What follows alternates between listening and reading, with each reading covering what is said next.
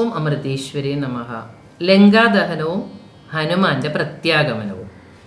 ഉണ്ണിക്ക് കഥ ഓർമ്മയുണ്ടോ എന്ന് മുത്തശ്ശി നോക്കട്ടെ. ഹനുമാൻ എന്ത് ശിക്ഷയാണ് രാവണൻ നൽകിയത്? വാലില് തുണി ചുറ്റിയിട്ട് തീ കൊളുത്തിയിട്ട് കളൻ കളൻ കളൻ എന്നുറക്കെ വിളിച്ചു പറഞ്ഞ് പട്ടണം മുഴുവൻ ചുറ്റിക്കാൻ. അതല്ലേ മുത്തശ്ശി? മിടുക്കൻ.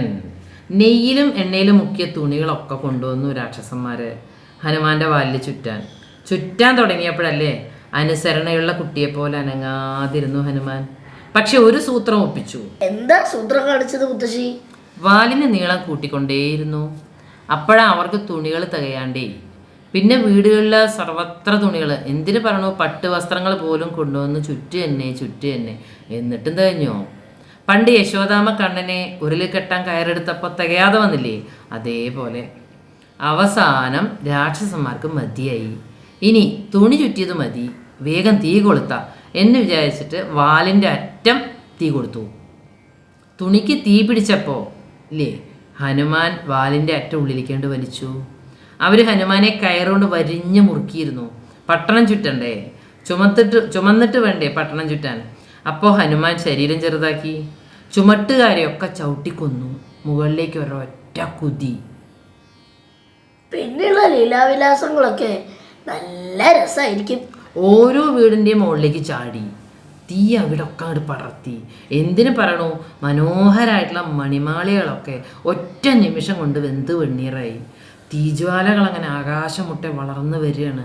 ലങ്കയാകെ കത്തിക്കൊണ്ടിരിക്കുന്ന ആ രംഗം ഒന്ന് സങ്കല്പിച്ച് നോക്കൂ ഉണ്ണി. രാമഭക്തനായ വിഭീഷണന്റെ ഭവനം ഹനുമാൻ ദഹിപ്പിച്ചില്ല. അതാണ് നിഷ്കളങ്ക ഭക്തി ഉണ്ടെങ്കിൽ ഭഗവാൻ അവിടെ രക്ഷയ്ക്കെത്തും. രാക്ഷസ സ്ത്രീകളൊക്കെ കൂട്ട നിലവിളി തുടങ്ങി. എല്ലാം നശിക്കുകയല്ലേ, എല്ലാവരും പേടിച്ച് അങ്ങോട്ടും ഇങ്ങോട്ടും ഓടാൻ തുടങ്ങി. ധാരാളം പേര് വെന്തു മരിച്ചു. രാക്ഷസ സ്ത്രീകളൊക്കെ രാവണനെ ശപിക്കാൻ തുടങ്ങി. ഇത്രയും കാലം അവരുടെ യജമാനായിരുന്നു, ഇപ്പോൾ അവരുടെ ജീവന് ഭീഷണി വന്നപ്പോൾ കൂട്ടുനിൽക്കാൻ പറ്റുമോ? സീതയെ കട്ടുകൊണ്ടുവന്ന് താമസിച്ചതിൻ്റെ ഫലമല്ലേ ഞങ്ങൾ ഇന്ന് അനുഭവിച്ചുകൊണ്ടിരിക്കുന്നത്?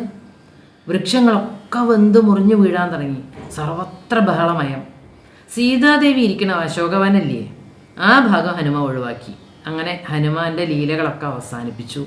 അപ്പോഴേക്കും ഏതാണ്ട് ലങ്ക മുഴുവനും ചാരായി കഴിഞ്ഞിരുന്നു.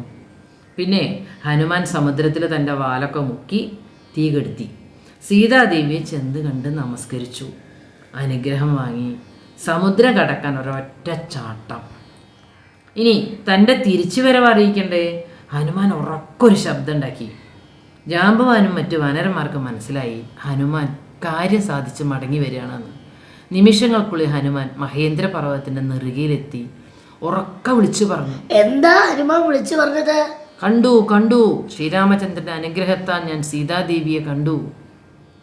ഇത് പറഞ്ഞതും ഹനുമാൻ അവരുടെ മുന്നിലെത്തി. എന്നിട്ട് പറഞ്ഞു, രാവണനെ ഞാൻ നേരിൽ കണ്ടു, സംസാരിച്ചു, ലങ്ക മുഴുവൻ ദഹിപ്പിക്കുകയും ചെയ്തു. ഇനി നമുക്ക് ശ്രീരാമദേവൻ്റെ അടുത്ത് എത്തണം വേഗം. വാനരന്മാർക്ക് സന്തോഷമായി. ഹനുമാനെ അവരെല്ലാവരും കൂടി ചേർന്ന് ആശ്ലേഷിച്ചു, ഉമ്മ വെച്ചു. കാര്യം സാധിച്ചതിൻ്റെ സന്തോഷം കണ്ടില്ലേ, അവരെത്രമാത്രം പേടിച്ചതാണ്.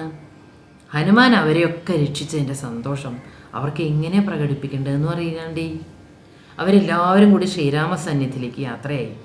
അവർക്കാണെങ്കിൽ നല്ല വിശപ്പുണ്ട്. വഴിയിൽ അവർ മധുവനം കണ്ടപ്പോൾ അവരെല്ലാവരും കൂടി ആ മധുവനത്തിൽ കയറി ഇഷ്ടം പോലെ തേനും പഴങ്ങളും ഒക്കെ കൊണ്ട് കഴിച്ചു. അവിടെ കാവൽക്കാരായി നിന്നവരെയൊക്കെ വിരട്ടി ഓടിച്ചു. സുഗ്രീവൻ്റെ സംരക്ഷണയിൽ കഴിയുന്ന മധുവനായിരുന്നു അതെ. ഭൃത്യന്മാർ ഓടിച്ചെന്ന് സംഭവങ്ങളൊക്കെ സുഗ്രീവനെ അറിയിച്ചു. പക്ഷേ സുഗ്രീവൻ ഒട്ടും ദേഷ്യം വന്നില്ല. ഹനുമാന്റെ വിജയം പ്രതീക്ഷിച്ചിരിക്കുകയാണല്ലോ, അതായിരിക്കും സുഗ്രീവൻ സന്തോഷിച്ചിട്ടുണ്ടാവുക. അതെ, സുഗ്രീവന് ഉറപ്പുണ്ടായിരുന്നു ഹനുമാനാദികൾ കാര്യം സാധിച്ച് മടങ്ങി വരികയായിരിക്കും. അതുകൊണ്ടാണ് അവർ മധുവനത്തിൽ കയറാൻ ധൈര്യം കാണിച്ചത് എന്ന് സുഗ്രീവൻ ഭഗവാനോട് തന്നെ പറഞ്ഞു. കുറച്ച് സമയം കഴിഞ്ഞു. ഹനുമാനും കൂട്ടുകാരും ശ്രീരാമൻ്റെയും സുഗ്രീവൻ്റെയും മുന്നിൽ വന്നു നിന്നു, നമസ്കരിച്ചു. കടൽ ചാടിക്കടന്ന് ലങ്കയിലെത്തിയതു മുതൽ നടന്ന സകല സംഭവങ്ങളും ഹനുമാൻ വളരെ വിനയത്തോടെ ശ്രീരാമദേവനെ പറഞ്ഞു കേൾപ്പിച്ചു. സീതാദേവിയെ ഏൽപ്പിച്ച ചൂടാരത്നം ശ്രീരാമനെ ഏൽപ്പിച്ചു. മാത്രമല്ല അടയാള വാക്കും പറഞ്ഞു കേൾപ്പിച്ചു. അവസാനം രാവണനെ കാണാനിടയായതും തൻ്റെ വാലിൽ തുണി ചുറ്റി തീ കൊളുത്തിയതും ആ തീ കൊണ്ട് ലങ്കാപട്ടണം മുഴുവൻ അഗ്നിക്കിരയാക്കിയതും രണ്ടാമതും ദേവിയെ കണ്ട് വണങ്ങിയതും പിന്നെ സമുദ്രം ചാടിക്കടന്ന് ഇവിടെ എത്തിയതും എല്ലാം പറഞ്ഞു. ഇതൊക്കെ കേട്ടപ്പോൾ ശ്രീരാമദേവനുണ്ടായ സന്തോഷത്തിന് അതിരുണ്ടായിരുന്നില്ല. ഭഗവാൻ പറഞ്ഞു, നീ ചെയ്ത ഈ കാര്യത്തിന് തക്കതായ പ്രതിഫലം ഈ ലോകത്ത് തന്നെ ഒന്നുമില്ലല്ലോ വായുപുത്ര. പിന്നെ ഹനുമാനെ മതിവരുവോളം ആലിംഗനം ചെയ്ത് അനുഗ്രഹിച്ചു. ഉണ്ണി, ഹനുമാന്റെ ലക്ഷ്യബോധം, നിശ്ചയദാർഢ്യം ഒക്കെ കണ്ടുപഠിക്കണം നമ്മൾ. പിന്നെ ഗുരുവിനോടുള്ള ദാസ്യഭക്തി. ഇന്നും ദാസ്യഭക്തിക്ക് ഹനുമാന്റെ നാമാണ് ഈ പ്രപഞ്ചത്തിൽ മുഴങ്ങണത്. ഹൃദയത്തിൽ ശ്രീരാമദേവൻ, നാവിൽ രാമമന്ത്രം, കയ്യിൽ ഗുരു ഏൽപ്പിച്ച അടയാളം. പിന്നെ കാര്യം സാധിക്കാണ്ടിരിക്കുമോ? വഴിയിൽ എത്ര തടസ്സങ്ങളുണ്ടായി. തളർന്നോ ഹനുമാൻ? പാതി വഴിയിൽ ഉപേക്ഷിച്ചോ തൻ്റെ ദൗത്യം? ഇല്ല. ഹനുമാന്റെ ഗുണങ്ങൾ വാക്കാൽ പറഞ്ഞാൽ തീരില്ല. നിരന്തരമായ ഗുരുപാദ സ്മരണ. ഭൂമിയിൽ മനുഷ്യനായിട്ട് ജനിച്ചാൽ ചെയ്യേണ്ടതും ഗുരുവിൻ്റെ കൃപയ്ക്ക് പാത്രമാവുക എന്ന് മാത്രമാണ്. നമ്മുടെ ജന്മാന്തരങ്ങളായിട്ട് ആർജിച്ച സർവ്വ പാപങ്ങളെയും ഹനിക്കാൻ ഗുരുകൃപയ്ക്ക് മാത്രമേ കഴിയൂ. ഗുരുഗീതയിൽ പറയണ ഈ ശ്ലോകം കേട്ടിട്ടില്ലേ ഉണ്ണി? ഉണ്ട് മുത്തശ്ശി. സംസാര സാഗര സമുദ്ധരണൈകമന്ത്രം ബ്രഹ്മാദിദേവ മുനി പൂജിത സിദ്ധമന്ത്രം ദാരിദ്ര്യ ദുഃഖ ഭവരോഗ വിനാശമന്ത്രം വന്ദേ മഹാഭയാര ഗുരുരാജമന്ത്രം. ശിവഭഗവാൻ പാർവതി ദേവിക്ക് പറഞ്ഞു കൊടുക്കുകയാണ്, സംസാരമാകുന്ന ഈ മഹാസമുദ്രത്തിൽ നിന്നും കരകയറ്റണ ഏകമന്ത്രം, ബ്രഹ്മാദി ദേവന്മാരും മുനിമാരും പൂജിച്ചിട്ടുള്ള സിദ്ധമന്ത്രം, ദാരിദ്ര്യം, ദുഃഖം, ഭവരോഗം എന്നിവയെ നശിപ്പിക്കുന്ന മന്ത്രവുമായ ഗുരു എന്ന രാജമന്ത്രത്തിനെ ഞാൻ വന്ദിക്കുന്നു. ഹനുമാന്റെ വിനയഭാവാണ് ഉത്തമ ശിഷ്യനാക്കി ഉയർത്തിയത്. ശ്രീരാമദേവനെന്നും കാരുണ്യം കരങ്കവിഞ്ഞൊഴുകയാണ് ഹനുമാനിലേക്ക്. ശ്രീരാമതത്വം പറഞ്ഞു കൊടുക്കുന്ന ഒരു രംഗമുണ്ട്, വായിക്കേണ്ടതാ അത്. പിന്നെ ഒരിക്കൽ ഉണ്ണിക്ക് ഞാനത് പറഞ്ഞു തരാം കേട്ടോ. ഇപ്പോൾ രാമായണത്തിലെ സുന്ദരകാന്ഡം കഴിഞ്ഞു.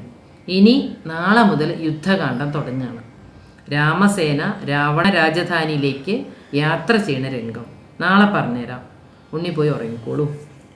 ശരി മുത്തശ്ശി.